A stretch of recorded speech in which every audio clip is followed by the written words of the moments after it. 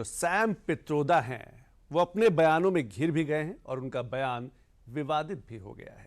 ये वही सैम पित्रोदा हैं जिन्होंने भारत की विविधता को लेकर बयान दिया। ये वही सैम पित्रोदा हैं जिन्होंने चीन को लेकर बयान दिया था।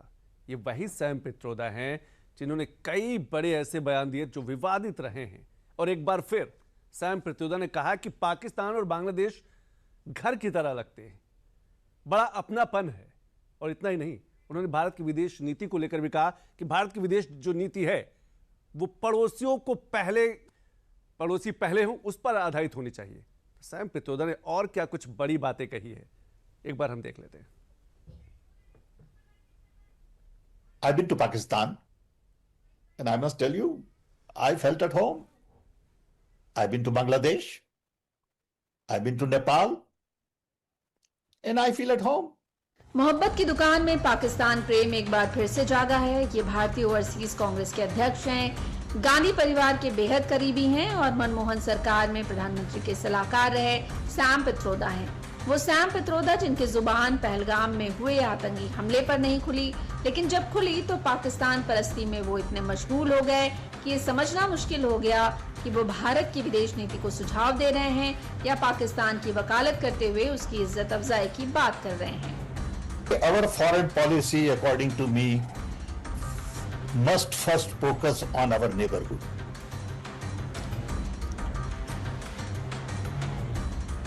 Can we really substantially improve relationship with our neighbor? They are all small. They all need help. They are all going through difficult times, and there is no need to fight.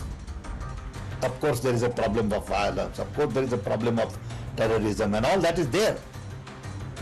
But at the end of the day, in that neighborhood, there is common gene pool. I've been to Pakistan, and I must tell you, I felt at home. I've been to Bangladesh. I've been to Nepal, and I feel at home. I don't feel like I'm in foreign country.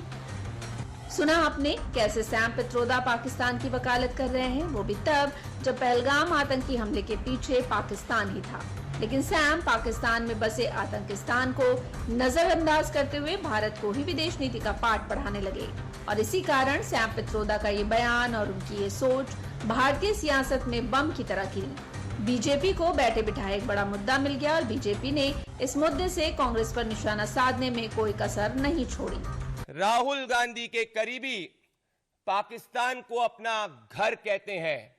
ये हमारे देश के वीर सैनिकों का अपमान है।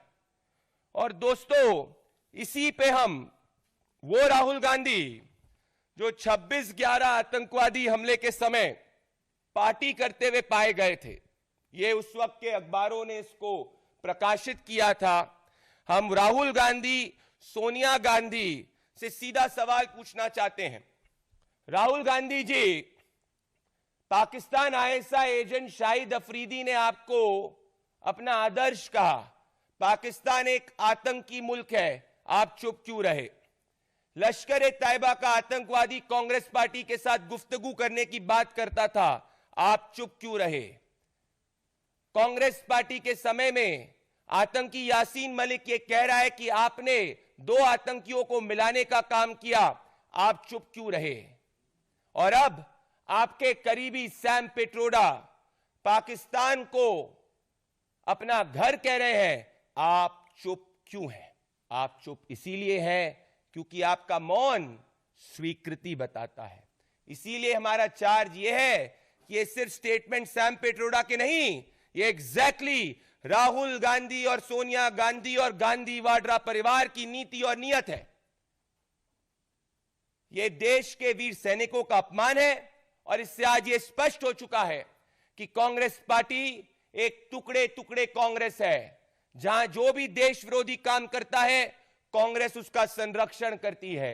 जहां जो भी आतंकवादी घटना करता है, कांग्रेस पार्टी की सरकार उसके खिलाफ एक्शन नहीं लेती और इनका विचार आतंकवादी पाकिस्तान को अपना घर बताना है। सैम पित्रोदा राहुल गांधी के विदेशी दौरों के सिपहसालार माने जाते हैं। यानी राहुल गांधी जब विदेशों में होते हैं तो सैम के शागिर्द होते हैं। इसीलिए सैम की सोच को सीधे सीधे कांग्रेस की सोच के साथ जोड़ा जा रहा है। जब एक तरफ पूरे देश में पाकिस्तान के खिलाफ आक्रोश और गुस्सा है, तब सैम पित्रोदा ने ऐसा जुबानी बम दाग दिया जिसके रेडिएशन की जद में कांग्रेस आ गई है। कांग्रेस और पाकिस्तान का ये याराना, सैयारा और भाईचारा बहुत पुराना है। कांग्रेस की एक ही पहचान, करो भारत की सेना, भारत के लोगों का अपमान और पाकिस्तान को बुलाओ अपना भाईजान। सैम पित्रोदा जो राहुल गांधी के एडवाइजर है, उनकी विदेश यात्रा की चिंता करते हैं, ओवरसीज कांग्रेस के अध्यक्ष है, मतलब खड़गे जी के समकक्ष है। उन्होंने कहा है कि पाकिस्तान वो जब भी जाते हैं उनको घर जैसा महसूस होता है। वैसे सैम पित्रोदा जी भारत में नहीं रहते, हो सकता है उनको भारत में घर जैसा महसूस नहीं होता, वो यूएस रहते हैं, पर पाकिस्तान में उनको घर जैसा महसूस होता है। और कांग्रेस का ये जो पाकिस्तान प्रेम है, इसीलिए तो आईएनसी का मतलब इंडियन नेशनल कांग्रेस नहीं, इस्लामाबाद नेशनल कांग्रेस है। ये बहुत पुराना प्रेम है। इसीलिए अब देखिए, कांग्रेस पार्टी चाहे 370 हो, सर्जिकल स्ट्राइक हो, बालाकोट एयर स्ट्राइक हो, ऑपरेशन सिंदूर हो, भारत की सेना के मनोबल को तोड़ते हुए पाकिस्तान के सुर से सुर मिलाती है। पुलवामा हो, पहलगाम हो, समझौता हो, पाकिस्तान को क्लीन चिट देती है।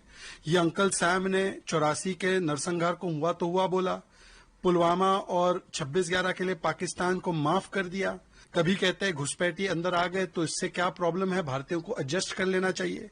भारत में रहने वाले लोगों को ये चाइनीज और साउथ अफ्रीकन और अफ्रीकन बुलाते हैं, पर उनको पाकिस्तानियों में अपना भाई, अपना एक प्रकार से परिवार नजर आता है और कहते हैं एक ही परिवार है।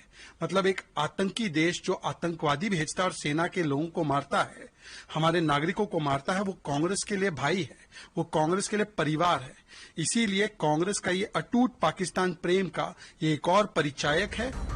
ये पहली बार नहीं है जब सैम पित्रोदा के विवादित बोल कांग्रेस पर शोले बनकर फूटे हैं। इससे पहले लोकसभा 2024 के चुनाव में विरासत टैक्स से लेकर और कई मुद्दों पर सैम पित्रोदा कांग्रेस की मुश्किलें बढ़ा चुके हैं और अब एक बार फिर से वही काम कर रहे हैं। दूसरी तरफ ऐसा ही बयान सपा नेता एसटी हसन ने भी दे दिया है। देखिए, ये था तो एक ही घर, ये तो बदकिस्मती थी हम सब लोगों की कि ये बट गया। वही कल्चर है, वही जबान है, वही तौर तरीके हैं, तो जाहिर सी बात है जो भी वहाँ जाएगा उसको ऐसे ही लगेगा कि जैसे हम हिंदुस्तान में। चाहे सैम पित्रोदा का बयान हो या एसटी हसन का बयान, दोनों में जिस तरीके से पाकिस्तान के लिए परस्ती दिखाई है, अब ये संयोग या प्रयोग ये तो नहीं पता, क्योंकि बिहार में इसी साल चुनाव भी है। तो क्या लोकसभा चुनाव की तरह ही विवादित बोल एक बार फिर से सियासत का केंद्र बनने वाले हैं? ये आने वाला वक्त ही बताएगा। लेकिन फिलहाल इस बयान के बाद कांग्रेस बीजेपी के निशाने पर है।